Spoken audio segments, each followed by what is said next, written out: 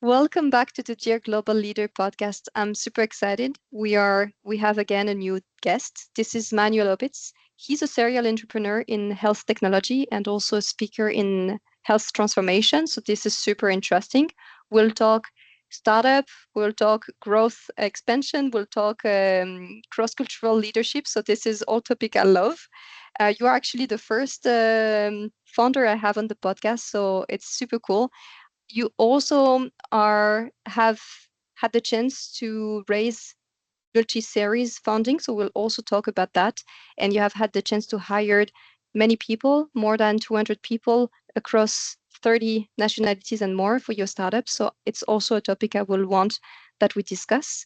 And as always, this episode will be in two parts, just for some to digest 30 minutes and 30 minutes. And the first one will be about what the global leader can steal or learn, depending on the mindset, from your founder mindset.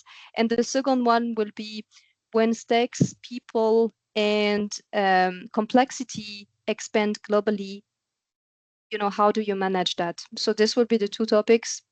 We'll of course start with the part one. I'm super grateful that you accepted the invitation. And the first question I always ask is, what is the pivot that brought you where you are as a AI CEO in Medtech now? Well, first, thanks for having me, Tifan. And to look at the pivot, I mean, as we are in the startup world, myself, we are pivoting all the time. But for me personally, maybe the introduction to the startup world, that's like 15 years ago, roughly. I already was interested in the startup world after my master's, which were partly in Ireland, where I also had some entrepreneurial courses as well as in Aachen and in St. Gallen.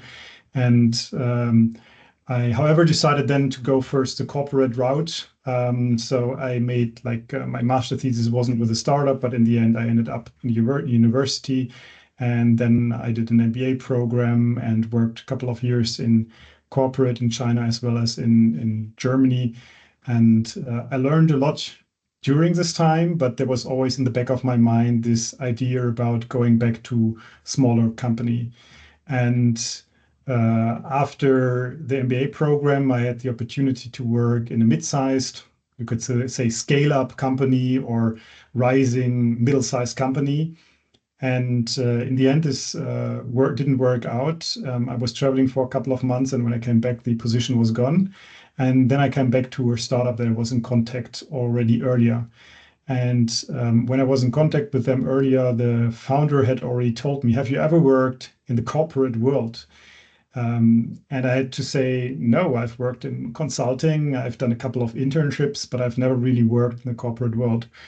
And so 5 years later, when I called him again, I said, yes, I've worked there. And there's some things I can learn, but there are also some things which I don't like about the corporate world, which is in general much slower, much more restrictive to a single task, which you have to excel in instead of, thinking about the overall system and pushing new ideas. And that was when he said, well, you're basically ready to come and work in a startup. Just, lower your salary expectations and we can start. And so I joined the startup, and over basically 1 year, I learned from the four very experienced founders a lot about how to start a company, how to raise funding, and later on went on to work for another company as well as create my own first startup and then later on my second startup.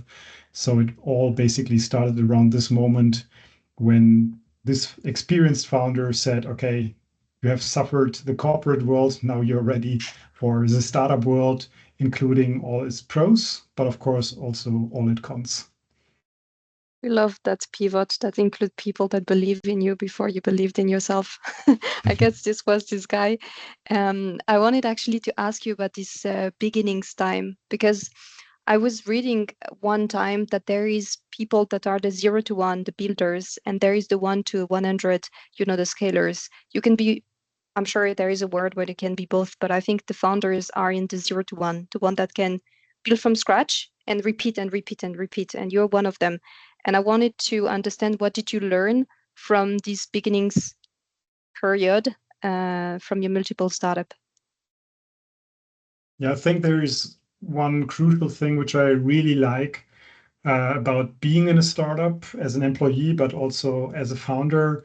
So in a startup, there's always, more problems and ideas and things to do than, you can handle. While on the other side, in a corporate, usually, well, sometimes there's quite some time to really optimize this one single task you have. And once you look at, let's say, other tasks, you maybe already take the responsibility away from somebody else. So that's Mm, really what I like and what I thrive in, and what I also tell everyone who wants to work in a startup, if they feel comfortable in such an environment, or if they rather want to work in something with already a stable process, business model, and everything established, which is also totally fine and neither bad nor good, but it's very, very different mindset, as you also mentioned. And so in the end, for me as a founder, what's really special, and what I really like, and not everyone likes this, we as humans, including of course myself, we are very good and excellent at lying at ourselves and finding excuses why something didn't work out. mm, And in an early stage startup, as you say, if you're going from 0 to 1, there is exactly one person to blame if something goes wrong, and this is yourself. So, I mean, yes. I really see this even now with, sometimes people starting in the startup world, and they're like, yes, the Mm, environment, the industry, the co-founders, the investors, they are to blame. But in the end, who picked the investors? It's you. Who picked the startup idea? It's you. Who picked the timing? It's you. So who picked the employees? It's you. So in the end, there's nobody to blame but yourself, which, however, then transfers into an enormously steep learning curve, which is, I would say, steeper than anything I've seen before. No MBA, no consulting experience, no corporate expectations. Going abroad in a corporate also brings you to your next level, that's for mm, sure. But nothing like this, which I've experienced before, was close to being a founder and being responsible for everything, to blame for everything. But in the end, if it works out, well, there can be a lot of winnings for you personal as the founders, but in the end, also, then it was still a team effort. So it's kind of the other way around than in the corporate world, where it's often, the nice stuff, it is attached to the leaders, while the bad stuff mm, is part of the corporate environment or the team or something else going wrong. And mm. that's what I really, really like. You talked about investors. You say you pick the investors, and this is super interesting because from an external point of view, I had the feeling that the investor were picking you. So maybe so now I understand I'm wrong, but I just thought that if you're at the 0 to 1, maybe at the zero scale, you don't have the choice to pick people. And so I wanted that you explain to us a bit what is the relationship between founders and investors? How do you pick them? What is the relationship between you picking them picking you? You know all about that. So there is a proverb among founders, picking an investor is like, picking a partner, a romantic partner, and maybe even worse. Because, Okay. in the worst case, you can separate as a couple, but you can't really in an investor-founder relationship. If you start this relationship, you're bound for 5 to 7, 8 years maybe, and there's very, very, very little room to get out of this relationship beforehand, unless the startup fails. And so, for better or worse, you're put together. And this is, of course, something which therefore makes picking an investor right. And you're absolutely correct to say that, especially here in Europe, there are a lot of founders and a lot of startups, all trying to, beautify themselves in this game to find the right partner. And in the end, Mm, there are much fewer investors who can be really picky to pick the right startup. mhm, This is, of course, correct. But in the end, I mean, already during the process of getting there and getting an investment, in ideally the relationship building before funding round, you maybe get in contact at an event through a mutual connection with another founder, something like this, a year or 2 years in advance. all of these are already data points, and there is, some implicit process maybe, but you can also try to make it very explicit of also vetting such a relationship and understanding the expectations from investors, as well as how they handle founders when things go well, but also things don't go well. So all of this, I would say, in the end, again, is up to the founders to make sure that they pick the right investors. And this is not to say that they're in general good or bad investors, but again, they have maybe different focus points, which is very difficult. You won't find it on their website. Maybe there's some kind of rough thesis on what kind of stuff they believe in and want to build. But it's very, very difficult to really find the true things that they believe in. And especially in larger firms, it doesn't even depend on the VC company. It really depends on the single partner, because every partner has a slight different preference for different founder types, for different startups. So all of this in the end, usually from both sides leads to a narrowing down of options. So that ideally in the end, at the end of this process, which hopefully isn't just a couple of months long, but ideally 1 or 2 years in the making, you have somebody that you are convinced you can work with for 5, 6, 7 years. And how does this relationship work in practice? I mean, now you picked each other, and then you are, tied up together for 8 years. And I don't know exactly what the investment role is, because sometimes there is VCs, as you said, or angel investors. And what are they, in your case, bringing you? Is it more of a board of director? Is it advisors? Are they opening doors for you? Is it networking opportunities? What is their key role except capital? So again, this differs from investor to investor and even between VCs. And this is one of the crucial things that I've learned over the last 10 years, that there's really, different types of VCs, but it also can really depend on their, as we say, maturity. So give you just an example from our current investors. They are pretty recent, and they launched around the same time that we did. So they behave kind of like a startup themselves. They are still heavily branding themselves to become known for their investors, for the so-called limited partners. They are heavily collaborative, interactive with other venture capitalists or other large companies with a large brand already, like Google. So it's very similar how they behave to a startup, and it's they put in quite a lot of effort. And on the other side, you have investors who have raised already 5, 6 funds. They don't need to establish their brand. They already have incoming founder applications, startup applications to get funding, more than they can handle. They have already established long-term relationship with other VCs that they like to co-invest with or like to follow on. There's also different kinds of very early stage to early stage to more later early stage investors. And so they also have to work together, that one does a first funding round, another one leads a second funding round, the next one the third funding round. And all of this in an ecosystem has to be built up. And that's something which I really learned to differentiate between what they bring there. And as a second aspect, you also really have to see what kind of, network, as you say, they promise. There are some who really have an excellent network among founders. They have done investments into 300 companies. So we have such an investor. And if I'm looking for exchange with another founder from one of the 300 companies, for them, it's just a quick phone call to provide me the introduction and then have an exchange. This is, again, different for somebody else who is super focused. And in the end, some others really focus on building the correct governance in your company to make sure that when you reach the next stage of maturity, you're, let's say, ripe and mature enough to have an investment from a larger investor who will look into, proper board procedures, proper oversight of the management, etc.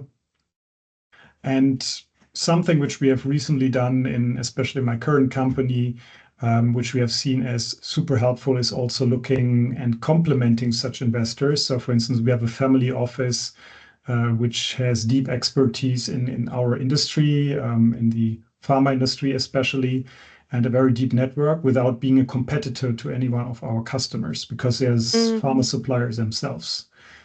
And last but not least, we also have a large angel pool, which means there is basically an entity which pools several high net worth individuals or people with a very, very excellent network, most of them coming from our industry.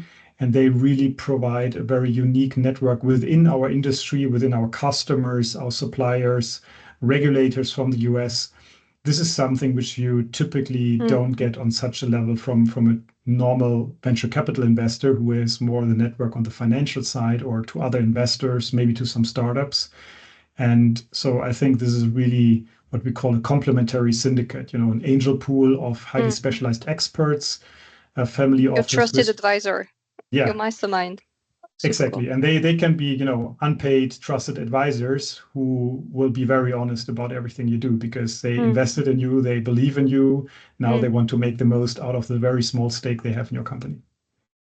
That's really nice. And in between these two steps of like the beginning and the investor, I wanted that we talk about like pitching, because even in corporates, all the time that you have to do a pitch is like, some love the exercise, some hate the exercise, and it's always about elevator pitch, what will happen in this small meeting, like minutes. But then for you, each series, you need to convince again about your ideas. And I wanted that maybe you tell us about how did your first pitch went, and maybe now that you're at multiple pitch, did you find like a winning structure, or maybe if you can give some structure advice for some of us, even in corporation, that have to pitch some ideas. I mean, in general, you practice, you practice, you practice. That's surely going to help. And if you have a really big, let's say, pitch or proposal to make to a corporate board, as well as, for a founder pitch, you don't maybe start with the real pitch. You first try to find maybe an environment where the risk is slightly smaller. And not just talking about family friends, but really, there are some corporate situations where you can try to get exposure before you go to the management board. And the same is, of course, true on the startup side. I mean, there's even also clear recommendation for founders who are raising a fundraising round to not start the first pitches with the investors you really want to have, but ideally go more for some outliers that maybe might want to invest, but maybe it's not the perfect fit. You're not quite sure. So you first try with them. And of course, in most cases, they are anyway not interested, but then at least you have some feedback on your pitch and performance. So that's, of course, one of the strategies to apply. Another one, which I really like and applied is, I mean, there are some, you can say, schools of teaching how to do such a pitch presentation. And TED is, of course, one of the most known ones. So for the two startups that I founded now, I, in the very beginning, did a TED talk, which really helped me to shape the pitch and get some kind of, visual images that you can paint with your words and that stick into the minds that I then was able to use for the next 4 or 5 years during pitching to investors, because TED really forces you to make your message and very maybe technical idea tangible for non-experts.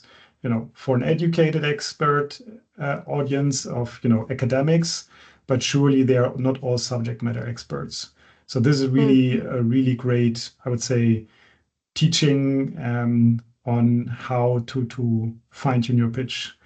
And last but not least, I mean, you can of course record your pitch, but writing it out is also super powerful. And then really going down and saying, okay, this is now a 5-minute pitch. And then often sometimes you have a 3-minute pitch and 4-minute pitch.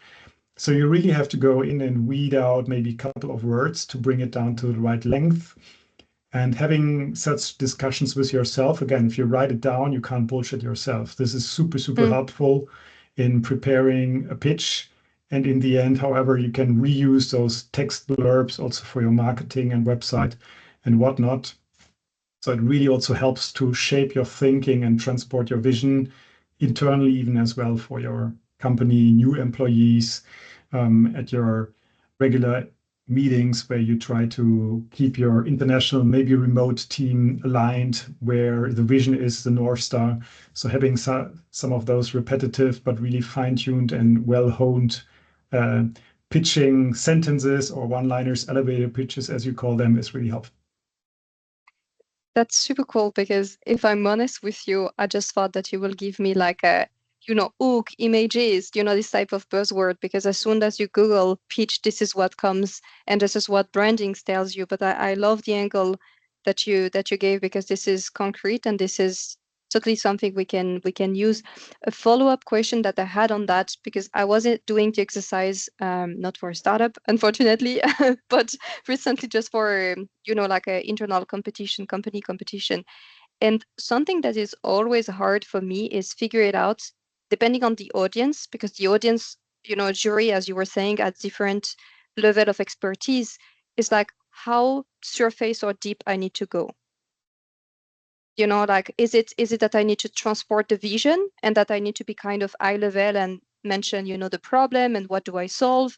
Or do I need a bit more technical and show a bit already that I am credible, you can trust me, you can invest in me, I will do that. And sometimes finding the balance, and I could find also a dilemma. Anyway, the question is, how do you find the level of deep depth that you need to take in the pitch? So, I mean, you already asked, I think, the most crucial question, which is who is the audience? And it's still surprising for me sometimes when there's a conference, I'm invited to give a presentation, I'm asking some details about the audience. I'm asking, okay, who is in the audience? What's the level of expertise they have? And many of them are like, well, healthcare executives. I'm like, yes, okay. Can you be a bit more specific? Is it just from Germany? Is it international? Is it like really the C-level management? Is it middle management? Are there more the CEOs, the CTOs, the CFOs, whoever? And this already for some seems to be a very surprising question, but in the end is super, super crucial that you make sure that exactly as you say, you can make a presentation that fits not just their expectations, but also the level of what they can and want to digest in such a setting. And what I also recently learned, I was at a competition which I didn't actually know 2 years ago existed, which was called, I think, the World Startup Competition. And there were companies from, I think, 100 companies from all around the globe pitching. And it was very interesting to see also different styles of pitching. Of course, we all try to Americanize our pitches, especially as it was in Silicon Valley. But still, there was quite a difference. And if you have like just 60 seconds, the American people, they really just were putting out a vision, which was very, from a European perspective, like, okay, but how do you want to achieve and get there? We like the textbook, we like the data, the facts. Exactly. And there was missing some kind, of humbleness, or sometimes you would say. Yeah. But it's just a cultural thing. And on the other side, they were definitely much better in general in pitching such an idea and vision compared to most of the others. And the final winner was also, of course, from America. And still, I think that's, as you say, again, depending on the audience whom you're pitching to, you also have to apply it. And this can be, besides the level of expertise they have, also their cultural backgrounds, their expectations. And this, I think, should guide us all, because in the end, when I'm just a sender, but the recipient, the listener, if they don't get it, the best pitch is in vain. Yeah. Like the listener will need to go back to episode 1 with Heather Enson. She mentioned about, the difference between talking and being understood. And I think there were a key message there. But that's super good advice also I know that it helps me a lot when I'm in this competition. You usually have a slot when you can listen to the others.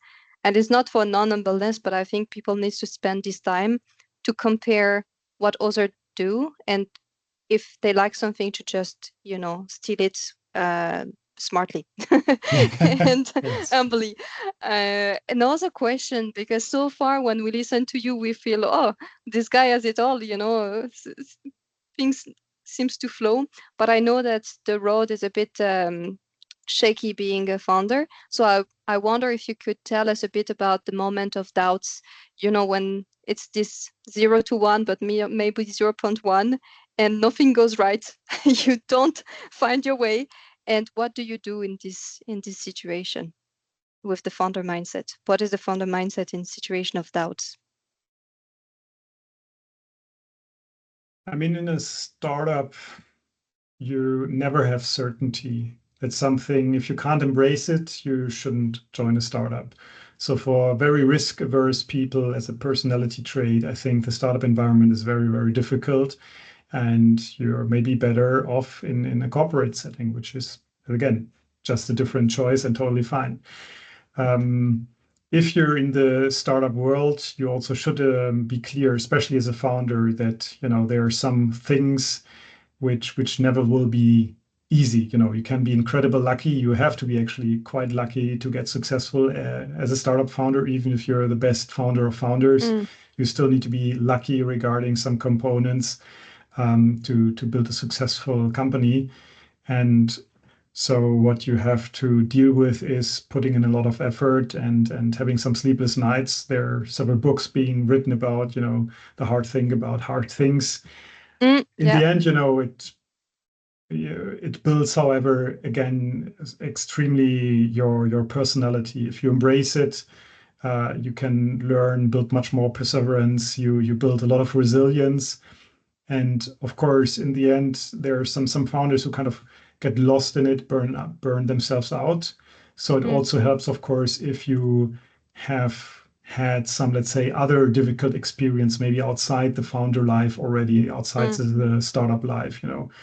I see a lot of people in the startup space and founders who have had some, for instance, health issues or have lost family members, especially as I'm operating in healthcare, who are now on a mission to improve a situation for others or themselves, their family. And this is, of course, a very strong motivation. But I also think it actually people who have suffered such shocks, they also will be more resilient to other shocks.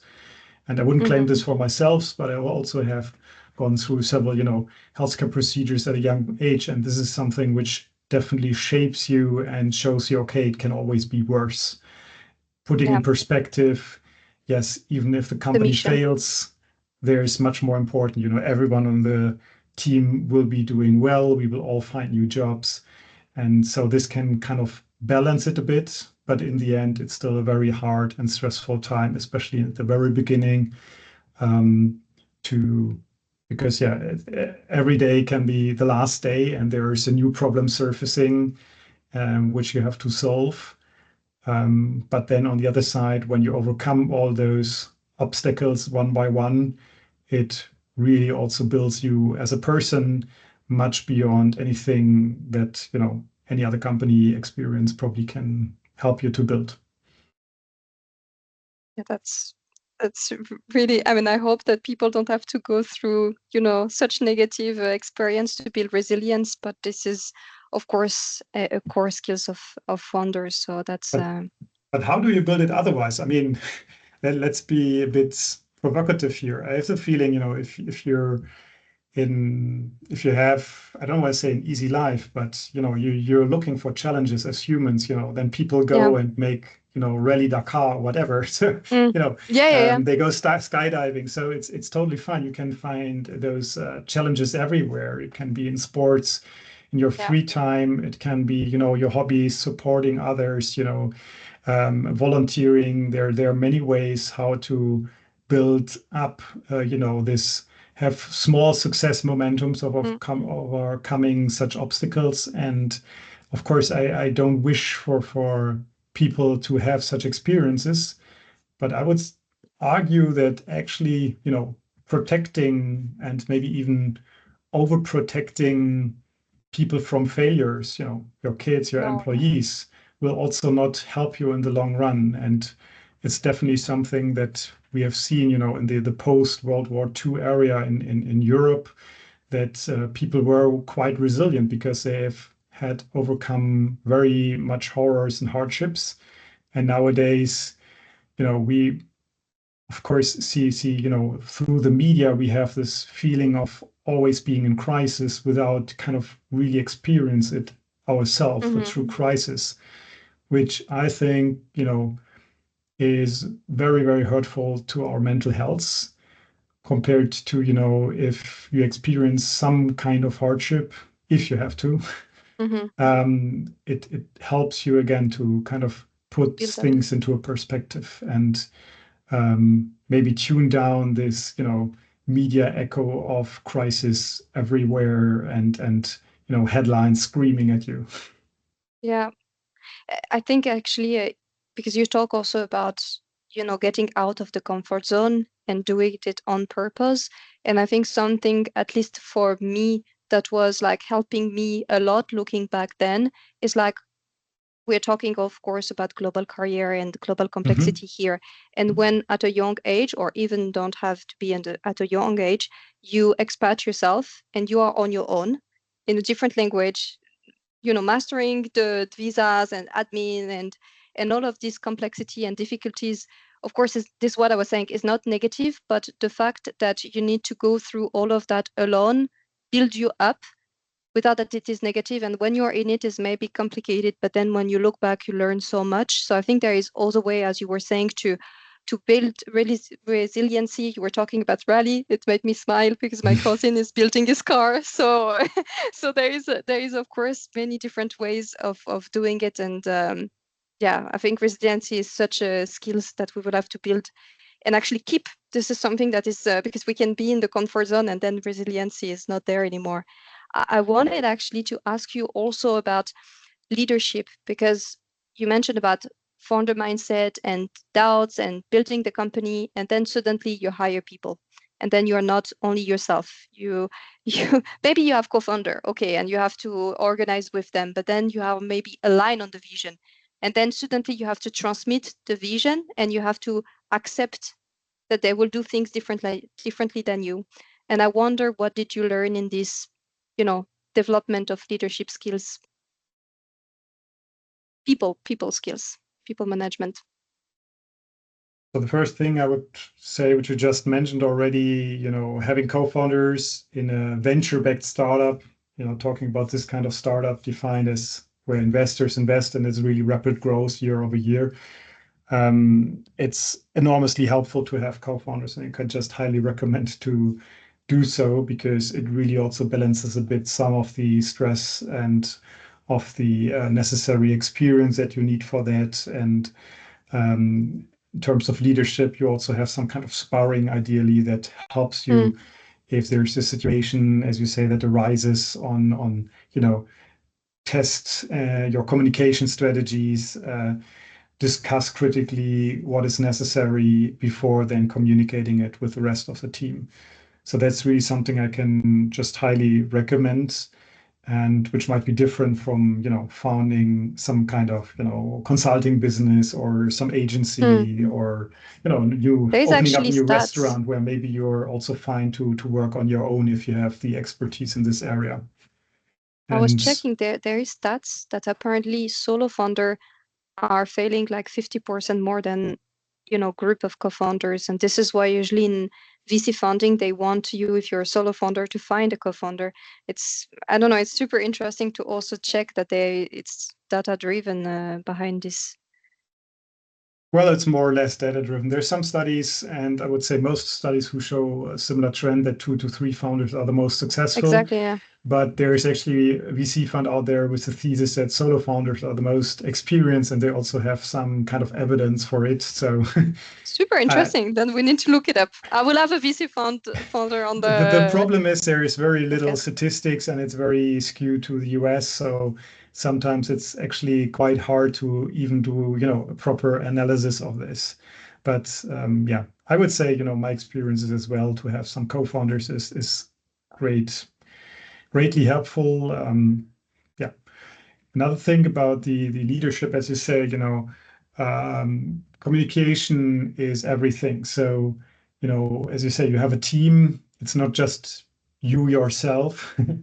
So it's very important to clearly communicate if there's a change of direction, business model, product, whatever. Something, if it's a bigger change, which we call in a startup the pivot. And that's something which works basically not in a corporate. In a corporate, you can't really pivot. You would need to convince so many people. There's so much inertia. It's kind of impossible. even like for if you can say entrepreneurs or whatever, it's very, very difficult or nearly impossible to do such a thing. While in a startup you can do it, but still it's not easy. You have to communicate it. You have to take responsibility for, let's say, the old decision being wrong, which is usually your decision as a founder, and take this responsibility, say, what is the new direction? And then you repeat the new direction, and then again, and then once more. And you try to do this over a couple of months so that you make sure that everyone is now marching in the new direction, because there might be still one or two who are following, let's say, the old way. And that's something which you learn in startups as an employee, but also as a leader, to make sure that such pivots are well understood, and that nobody is basically blocking them, which mostly would be the case in a corporate world, meaning that, yeah, such a pivot would fail. You are convincing me to go to to startup more and more. That's what I'm trying to do. Yeah, but joke aside, we started the part one and we'll close it with this question: what can global leaders steal from the founder mindset? And maybe you can express your view of what is the founder mindset. I just had a discussion this morning with another friend and founder. They think about, handing over some of their startups, and they were actually looking internally for a possible successor. And he said, well, there's nobody with founder mindset. So there seems to be something like this. So they have great employees, colleagues, which they love. But the problem is that they don't think like an entrepreneur. They don't probably want to extend the business, build new product ideas, service ideas, whatever.